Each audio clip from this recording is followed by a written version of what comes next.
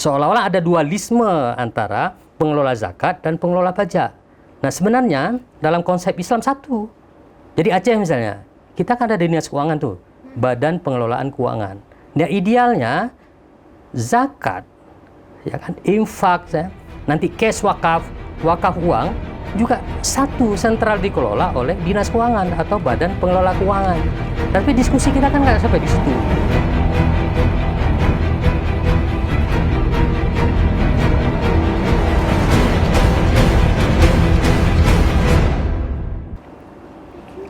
Assalamualaikum warahmatullahi wabarakatuh. Kembali lagi dengan saya Siti Aminah di channel PTM, tepatnya di episode ke-58 tahun ketiga edisi Kamis 9 Maret 2023. Bagi rekan yang belum subscribe, silahkan subscribe. Dan kita masih menunggu komentar yang positif dan membangun pastinya. Baik rekan PTM, kita kali ini akan membahas tentang zakat dan pajak. Tema kita hari ini adalah hidup di Nanggro Syariah, lebih penting zakat atau pajak, bersama narasumber kita Bapak Said Muhammad Husin. Beliau adalah Amil Zakat Baitul Mal Aceh. Assalamualaikum Pak Said.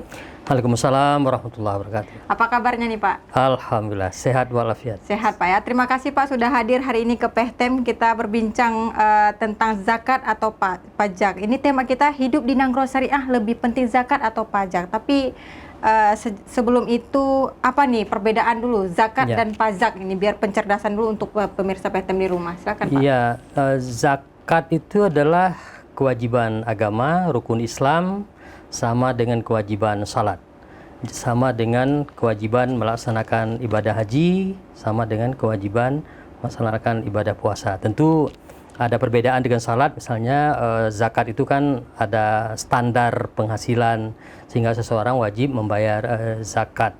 Tapi kalau pajak adalah pengaturan negara, pengaturan pemerintah untuk membayar sejumlah kewajiban juga berdasarkan dari penghasilan. Nah, kalau kita lihat masa Nabi dan sahabat kan juga ada pajak yang diambil dari non-muslim itu kan.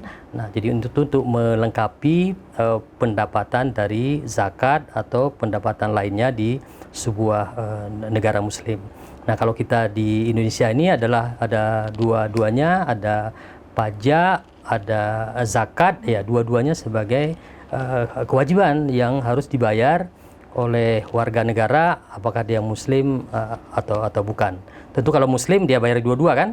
Iya, wajar. Kalau non-muslim nggak mungkin bayar zakat ya Pak ya? Iya. Oke, jadi kalau misalnya dilihat dari sini, penting zakat atau pajak nih? Apalagi kita hidup di negeri syariah. Ya, kalau mau dijawab singkat ya sama pentingnya. Dua-duanya penting kan untuk membiayai berbagai kebutuhan pengelolaan negara dan aktivitas agama, tentu sama-sama untuk mencapai kesejahteraan umat, kesejahteraan masyarakat, kesejahteraan warga negara kan. Jadi kalau dua-dua bisa ditunaikan itu kan sudah ideal untuk mencukupi biaya-biaya yang diperlukan. Yang kalau kita lihat filosofinya sebenarnya adalah zakat dan pajak itu sama-sama untuk meningkatkan kesejahteraan, kemudian meningkatkan sumber daya manusia dan membuat warga negara dan umat ini bisa sejahtera kan. Tentu pelayanan, maksud saya sasaran pelayanan yang utama adalah yang bawah nih kan, yang tidak mampu, orang yang tidak mampu. Orang yang tidak mampu ini yang perlu diurus oleh negara, diurus oleh pemerintah dengan sumber dana zakat atau sumber dana pajak. Gitu. Oke, jadi kalau misalnya ini sama-sama wajib lah ya, zakat dan pajak. Tapi ada juga nih Pak Said, terkait tentang pajak ini kan masyarakat banyak yang nggak tahu nih kalau misalnya pajak itu berdosa nggak sih kalau seandainya nggak dibayar gitu. Apakah pajak ini aturan agama atau seperti apa? Kalau zakat udah pasti ya. Iya, jadi begini, aturan agama ketika sudah menjadi aturan negara, sudah menjadi regulasi, sudah menjadi undang-undang, misalnya, itu sudah menjadi hukum positif. Ya, jadi dalam perspektif agama dan negara, ketika sudah menjadi hukum positif maka adalah wajib dilaksanakan, dan kalau ditinggalkan berarti berdosa kan. Nah, sebenarnya kita tidak bisa pisahkan antara agama dan negara, pajak dan zakat ini. Kita harus katakan sama-sama wajib karena sama-sama maslahat kan, sama-sama penting untuk orang banyak, untuk membiayai negara ini, untuk membiayai rakyat di sebuah negara. Jadi kalau saya mengatakan bahwa ya sama-sama wajib.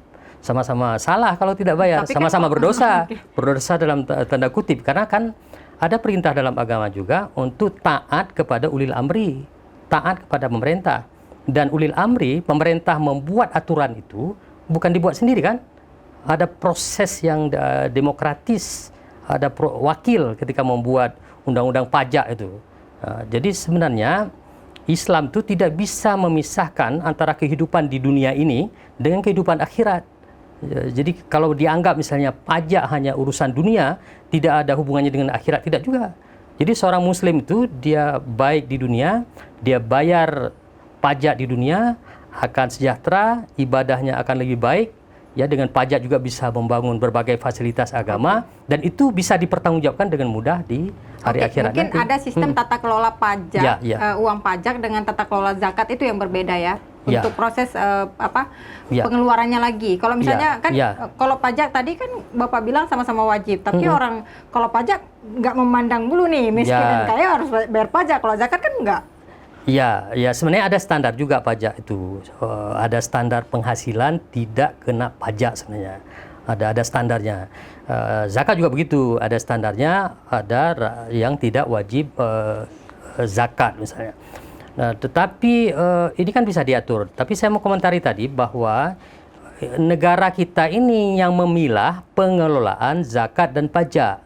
Pajak dari dulu dikelola oleh Dirjen Pajak misalnya. Zakat kan dikelola oleh lembaga lain, Basnas, kalau di Aceh, Baitul Mal. Tapi kalau kita lihat praktek Nabi, praktek sahabat Nabi, itu satu otoritas keuangannya, Baitul Mal. Ya. Jadi Baitul Mal itu yang memungut pajak, Baitul Mal juga yang memungut zakat, Baitul Mal juga yang mengelola rampasan perang. Kan waktu itu kan persahabat sering memenangkan perang, jadi ada pajak yang diambil dari non muslim, yang pajak tanah misalnya, itu juga dikelola oleh satu institusi, adalah Baitul Mal. Nah, kita saja sekarang era yang sudah jauh ya, sudah 14 abad dari masa kenabian dan sahabat, seolah-olah ada dualisme antara pengelola zakat dan pengelola pajak. Nah, sebenarnya dalam konsep Islam satu. Jadi Aceh misalnya, kita kan ada dinas keuangan tuh, Badan Pengelolaan Keuangan. Nah, idealnya zakat, ya kan, infak, nanti cash wakaf uang juga satu sentral dikelola oleh dinas keuangan atau badan pengelola keuangan. Tapi diskusi kita kan nggak sampai di situ, seolah-olah memang kita melestarikan dualisme lembaga keuangan itu. Nah, tapi kita oke lah untuk memudahkan, oke. Tapi sekarang tinggal kita pilih akuntansinya, kemudian lembaganya pun sudah berbeda, tinggal lagi nanti peruntukan uangnya, uang zakat, uang infak, wakaf uang, kemudian nanti dengan pajak, bagaimana tidak overlapping. Oke kan, sama-sama ini kita tunaikan, tidak overlapping, sehingga dia anggaran atau uang yang ada dari zakat dan pajak itu bisa efektif, bisa menyelesaikan masalah-masalah kemiskinan dan masalah-masalah umat dan bangsa lainnya. Oke, Pak Said, tapi kita juga melihat bagaimana sebenarnya tingkat kesadaran Ya. masyarakat Aceh terhadap pembayaran pajak dan juga zakat nih. Apakah misalnya berimbang keduanya atau banyak orang yang mengabaikan pajak tapi membayar zakat, atau ada Ya. ketimpangan di antara keduanya? Ya, saya kira kalau Aceh dua-duanya belum cukup baik kesadarannya. Belum cukup baik ya. Artinya masih banyak orang belum bayar pajak, juga masih banyak orang belum bayar zakat. Ini kan mau apa kita bilang ya, memang kelemahan masyarakat kita, bangsa kita, tingkat pengetahuan yang terbatas, kemudian lembaganya juga mungkin masih ada kelemahan-kelemahan, sosialisasinya belum cukup. Menurut saya sama saja. Masih ada yang orang belum bayar zakat, masih ada orang yang belum bayar pajak. Nah, kalau dua-duanya sudah optimal, ya anggaran kita sudah memadai kan? Sudah cukup. Kalau semua bayar retribusi, semua bayar zakat, anggaran kita akan cukup memadai. Nggak terlalu penting lagi otsus itu misalnya. Nggak perlu tambah otsus misalnya untuk membiayai semua kebutuhan pemberdayaan masyarakat dan pembangunan. Berapa persen nih kira-kira Pak Said? Misalnya dari total kita lihat Provinsi Aceh nih ya, kalau secara provinsi 5 juta sekian manusia. Ini belum lagi individu, bisnis, PNS dan lain sebagainya. Itu berapa persen kira-kira orang ini membayar zakat nih Pak Said? Saya kira yang membayar zakat itu sudah 70%. 70%. Cuma 70% itu masih dibagi dua. Sebagian sudah membayar melalui Baitul Mal Aceh, Baitul Mal Kampung, kemudian Baitul Mal Kabupaten Kota, tapi sebagian masih bayar masing-masing. Itu yang belum terdata. Jadi yang bayar masing-masing itu yang menjadi masalah. Kita belum mendapatkan data siapa orangnya, di mana saja basis orangnya, berapa uangnya. Tapi perkiraan kasar ya masih dari 70% itu masih sebagian, 50%-nya bayar di Baitul Mal, ada datanya. 50% lagi masih bayar masing-masingnya. Yang bayar masing-masing ini yang masih kita edukasi, kita sosialisasi bahwa itu cara membayar zakat yang belum benar. Ya. Oke, jadi masing-masing tidak boleh membayar zakat. Artinya harus ke lembaganya atau ya, seperti apa? Iya, itu kan perintah Al-Quran. Al-Quran mengakui amil. Ya, itu artinya bahwa zakat harus dibayar melalui amil. Karena amil di Aceh adalah badan amil. Badan amil adalah Baitul Mal Aceh, Baitul Mal Kabupaten Kota, dan Baitul Mal Kampung. Ya, baru dianggap sah zakat yang dibayar. Tapi sekarang kan tidak. Masih bayar masing-masing tadi yang 50% dari 70 tadi kan. Bayar masing-masingnya kemana nih Pak Said? Dia bayar kepada saudaranya, dia bayar kepada temannya, dia bayar kepada relasinya. Oh, tidak melalui lembaga amil tadi ya. Jadi tidak bisa. Jadi zakat itu bayar melalui amil, amil yang baru merencanakan pendistribusian kemana saja. Itu pembayaran zakat yang ideal. Dan itu praktek Nabi kan, praktek sahabat. Nabi mengutus amil untuk memungut zakat dan didistribusikan. Amil supaya objektif, supaya tidak ada ketergantungan yang menerima zakat itu, mustahik itu kepada muzaki. Kalau ada ketergantungan itu nanti yang terima zakat itu selalu dia cium tangan orang bayar zakat kan? Itu kan feodalisme. Gitu. Jadi supaya ya rasa percaya diri orang miskin itu juga kita jaga. Tapi kalau amil yang distribusikan, dia bekerja profesional. Nggak perlu disembah-sembah amil itu. Karena dia profesional, memang tugasnya, kewajibannya untuk mendistribusikan zakat secara benar. Oke, Pak Said, tapi juga ini masyarakat harus tahu dong berapa persen sebenarnya potongan untuk zakat itu, misalnya PNS, pengusaha, pembisnis, ada nggak perbedaannya Pak Said? Ya, jadi zakat itu ada yang paling rendah 2,5%. 2,5%? Ya, yang paling tinggi itu 20%. Jadi kalau zakat penghasilan itu 2,5%, kemudian nanti paling tinggi adalah zakat rikaz, barang temuan. Atau kalau kami menafsirkan sekarang, kalau orang mungkin dapat undian, satu mobil, satu rumah, dia nggak perlu modal kan? Nah, itu sama dengan rikaz itu. Bisa saja kita beritahukan bahwa ini zakatnya 20%. Jadi rentangnya dari 2,5 sampai 20% yang paling tinggi. Kalau zakat pertanian itu ada yang 5%, ada yang 10%. Ya, itu ya. Jadi tidak seluruhnya 20%. Nah, kalau sekarang yang potensi yang besar adalah zakat penghasilan dari gaji, honor dan lain-lain itu umumnya adalah 2,5%. Oke, tapi kita lihat kan ada beberapa tahun terakhir kan kita pandemi ini, itu mempengaruhi pendapatan zakat Baitul Mal nggak nih? Enggak. Tidak sama sekali. Karena pengusaha seperti apa? Karena kan pada saat itu pengusaha pada anjlok. Karena selama ini yang lebih banyak membayar zakat adalah pribadi-pribadi, individu, karena penghasilannya stabil saja. Apalagi yang membayar zakat di Baitul Mal Aceh adalah lebih banyak PNS, lebih banyak pegawai, gajinya kan stabil saja. Kemudian yang karyawan swasta juga tidak terlalu terganggu penghasilannya. Tapi nanti mungkin akan terganggu kalau banyak perusahaan yang membayar zakat. Tapi itu kan zakat perusahaan namanya, 2,5% dari laba bersih perusahaan itu. Nah, belum banyak perusahaan yang membayar di Baitul Mal. Nah, ini masih pekerjaan berat lah Baitul Mal untuk mengkampanyekan supaya masyarakat membayar zakat perusahaan. Oke, tapi kita lihat juga ya beberapa di tahun lalu lah ya sempat juga viral, misalnya lembaga sosial seperti ICT itu sempat dicabut izinnya sekarang.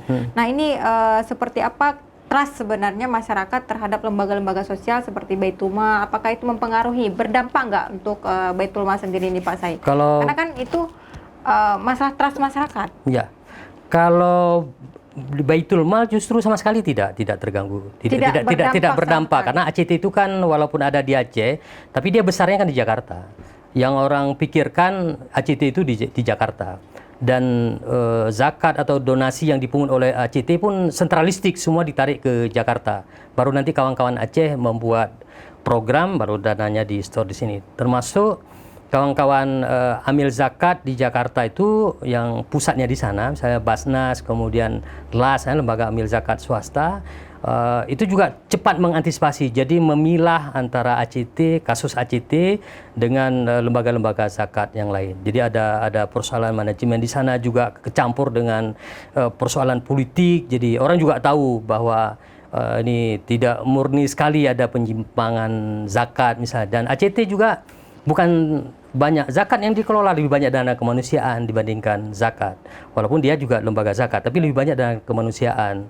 Misalnya ada bencana di mana-mana, itu kan yang orang serahkan adalah donasi, bukan zakat, bukan infak. Tapi karena antisipasinya cepat dan masyarakat kita cerdas, bisa memilah masalah ini. Apalagi ACT itu kan tersendiri sudah diselesaikan oleh kepolisian, oleh pengadilan. Artinya tidak ada berdampak untuk Baitul Mal ya. Kepercayaan masyarakat tidak ada berdampak. Artinya tidak pengurangan gara-gara ACT, tiba-tiba lembaga sosial lain juga berdampak seperti itu. Tapi Pak Said juga kita ya pemirsa PTM, beberapa misalnya masalah transparansi keuangan di kota Banda Aceh, pemerintah Aceh, provinsi dan lain sebagainya ini cukup semberaut, misalnya tidak ada transparansi kepada masyarakat. Bagaimana dengan pengelolaan dana masyarakat di Baitul Mal nih Pak Said? Apakah cukup transparansi kepada masyarakat? Saya kira dalam 5 tahun ini sudah sangat transparan.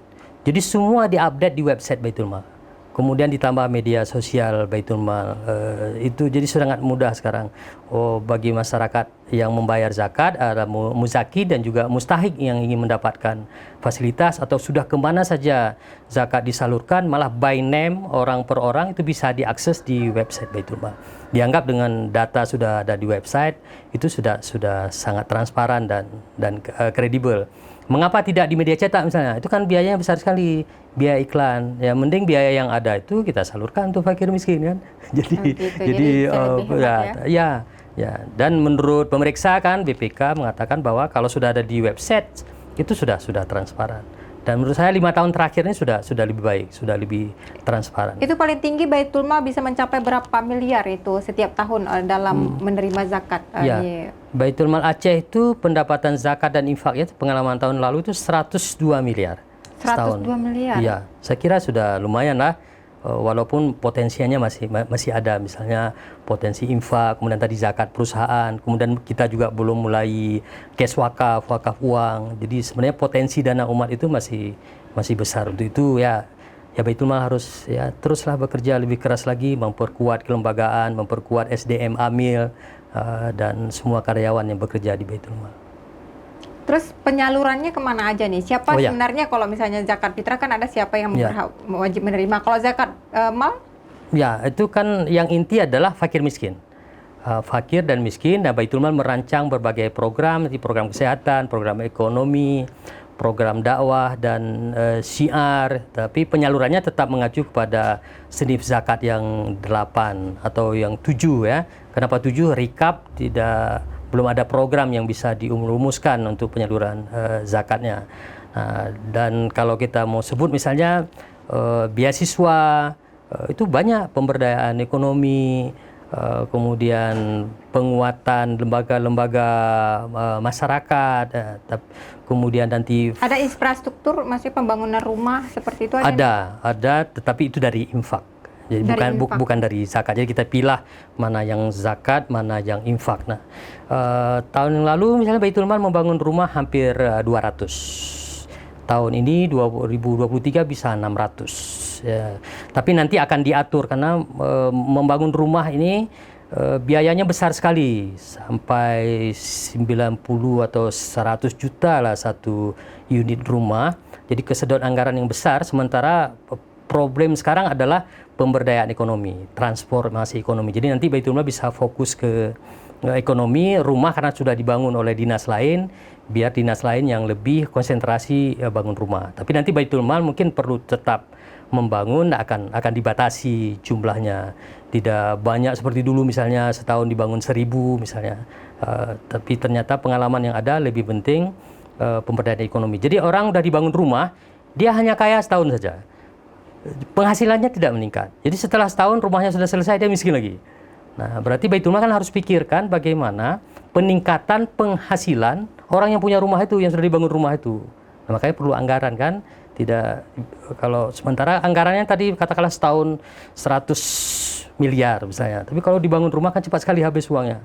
Kita ada problem lain, misalnya beasiswa anak-anak miskin itu kan lebih strategis, lebih penting kita sekolah anak-anak itu sehingga nanti dia bisa mudah keluar dari kemiskinan. Dia sudah bekerja, dia menjadi profesional, ya dia sudah menjadi seorang anak yang kaya dari keluarga miskin. Jadi nanti dia tidak miskin lagi. Udahlah ibunya, ayahnya miskin, tapi dia dengan pendidikan keterampilan yang cukup, ya dia akan menjadi musaki, akan menjadi pembayar zakat. Oke, tapi ini juga menarik sekali nih Pak Said, karena kan sebelumnya kan ada wali kota yang pernah meminjam nih. Iya kan? Boleh kan tadi Anda sebutkan ada 7 yang berhak menerima menerima zakat. Apakah misalnya pemerintah yang terlilit hutang juga bagian berhak menerima zakat ini Pak Said? Biar nanti ke depan menjadi pembelajaran ya siapapun menjadi wali kota atau pemerintah atau siapalah terlilit hutang nggak bisa bayar hutang bisa pinjam ke Baitul Mal. Bisa mungkin seperti itu atau tidak nih? Ya, saya baca itu. Jadi kalang kabut juga saya malam itu mencari klarifikasi ya. Saya baca link berita online, saya hubungi Baitul Mal, saya bilang, wah ini bagaimana masalahnya? Ya, ternyata selang 24 jam saya sudah mendapatkan klarifikasi, sudah dibayar katanya. Jadi ternyata itu soal manajemen anggaran di Balai Kota. Jadi pintar juga bendahara itu. Ini nggak ada uang, diambil sementara uang zakat gitu. Tapi dia tidak minta izin ke Dewan Syariah gitu kan. Itu yang tidak minta izin ya? Ya lah mestinya kan gitu. Di Baitul Mal Kota itu kan ada Dewan Pengawas namanya. Kan mestinya dia tanya Dewan Pengawas, apa boleh saya pinjam uang zakat nih? Gitu. Walaupun dalam hitungan jam walaupun pinjam secara muamalah kan boleh pinjam. Tapi kembalikan. Jangan mengganggu cash flow Baitul Mal. Nah, tapi yang bagus adalah dalam 24 jam itu saya ikuti ternyata Dinas Keuangan itu membuat klarifikasi bahwa memang sudah dibayar. Jadi kalau pertanyaan tadi apakah bisa ada di ketentuan syariah, boleh enggak pemerintah meminjam zakat? Nggak boleh. Atau boleh juga pemerintah mendapatkan fasilitas zakat untuk bayar hutang? Nggak boleh. Tetap tidak boleh ya, pemirsa PTM. Ingat ya, pemerintah wali kota tidak boleh meminjam uang Baitul Mal untuk membayar hutang pemerintah kota. Ya, dan alhamdulillah di provinsi belum pernah lah terjadi dari 2004 sampai sekarang belum pernah kekurangan uang pemerintah provinsi itu. Itu kan manajemen anggaran ya, bagaimana pengelola keuangan menjaga cash flow gitu. Oke, jadi ini terapa ya? Kemarin itu mungkin sempat viral ya, musibah itu. juga. Dan musibah dan shock, dan ini juga tidak ada klarifikasi padahal kita udah surati juga Baitul Mal untuk datang mengklarifikasi soal peminjaman dana zakat, tapi belum terrespon. Tapi hari ini alhamdulillah sudah terrespon. Terima kasih Pak Said atas waktunya. Mungkin sebagai closing statement silahkan sampaikan misalnya kepada pemirsa PTM yang ada di rumah mengenai zakat dan pajak ini seperti apa? Ya, saya kira yang penting adalah kita sebagai Muslim sudah merawat, menjaga salat kita, maka ada kewajiban lain adalah zakat. Jadi salat kita juga menjadi bermasalah kalau kita belum tunaikan zakat, kita belum melaksanakan ibadah haji. Jadi semua kewajiban itu harus kita laksanakan seimbang seluruhnya untuk bisa menyempurnakan ibadah kita menjadi seorang Muslim yang ideal. Sebagai negara yang baik ya tentu kita bayar pajak juga ya, karena zakat itu rata-rata kan 2,5%. Kecil sekali, tidak cukup untuk membiayai pembangunan, membiayai berbagai kebutuhan negara dan umat Islam di negeri ini. Jadi kalau kita bayar zakat 2,5%, nanti ada pajak 10 atau 12,5%, jadi ada nanti sekitar 20% dana sudah cukup untuk pembangunan dan menyelesaikan berbagai masalah kemiskinan di negara ini. Tapi satu lagi memang saya tambahkan di penghujung ini bahwa ada perintah Undang-Undang Pemerintahan Aceh UUPA itu yang kita belum bisa laksanakan adalah zakat sebagai pengurang pajak. Jadi orang Aceh dengan ketentuan yang ada mengharapkan dengan membayar zakat 2,5% maka pajaknya mestinya dikurangi 2,5%. Jadi sekarang tahapannya sudah ada draft RPP, rancangan peraturan pemerintah, sudah dibahas antar kementerian di Jakarta, ya kita mengharapkan dukungan berbagai pihak supaya ketentuan ini bisa segera dilaksanakan. Wali Nanggro juga sudah tahu, saya kira Wali Nanggro juga harus bekerja keras nih menekan Jakarta sedikit. Ini pelaksanaan UPA ya, pasal 192. Ya, masa dari 2006 kita belum bisa melaksanakan zakat sebagai pengurang pajak. Saya kira ini menjadi strategis dan penting bagi Aceh dan bagi Baitul Mal Aceh, bagi kami yang bekerja di Baitul Mal. Baik, terima kasih Pak Zaid atas waktunya, menarik sekali, tapi waktu kita sangat terbatas. Baik pemirsa PTM, jangan lupa ya bayar zakat dan juga bayar pajak tertib nih untuk masyarakat Aceh khususnya. Tonton terus podcast kita di setiap hari Senin dan Kamis pukul 10 pagi dan jangan lupa tekan lonceng untuk mendapatkan informasi terbaru. Like, share, dan subscribe juga. Saya Siti Aminah, mohon undur diri. Assalamualaikum warahmatullahi wabarakatuh. Waalaikumsalam warahmatullahi wabarakatuh.